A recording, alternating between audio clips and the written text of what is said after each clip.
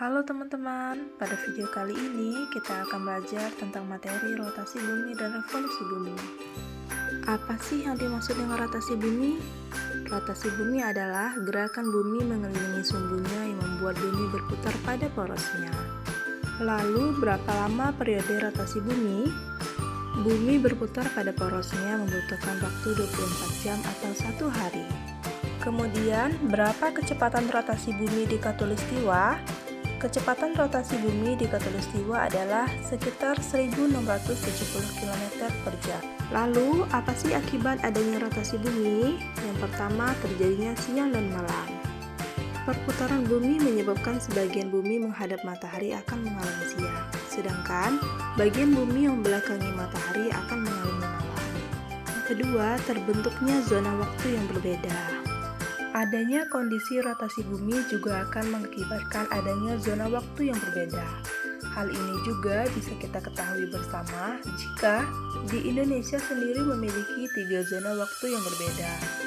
Ada waktu Indonesia bagian Barat atau WIB, terdiri dari Jawa, Sumatera, Kalimantan Barat, dan Kalimantan Tengah.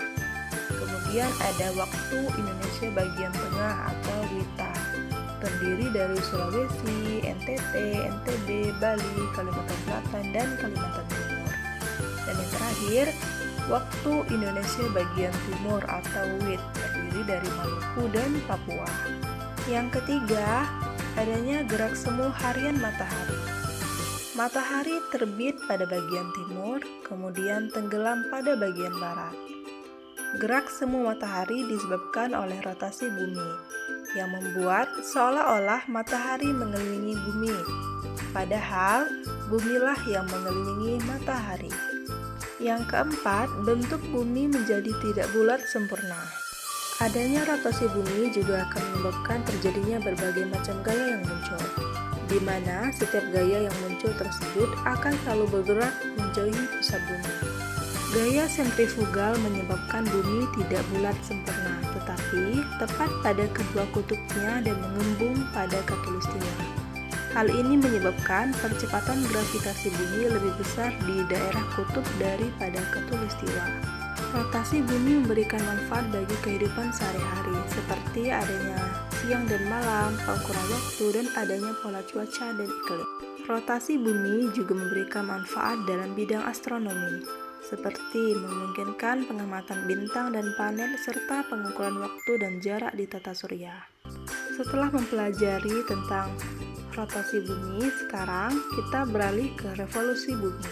Nah, apa sih yang dimaksud dengan revolusi bumi? Dalam pengertian, revolusi bumi artinya berputar mengelilingi matahari. Bumi mengelilingi matahari dengan kecepatan hampir 1700 km per jam dan memerlukan waktu 365 hari, tepatnya 365 hari, 6 jam, 9 menit untuk menyelesaikan satu revolusinya.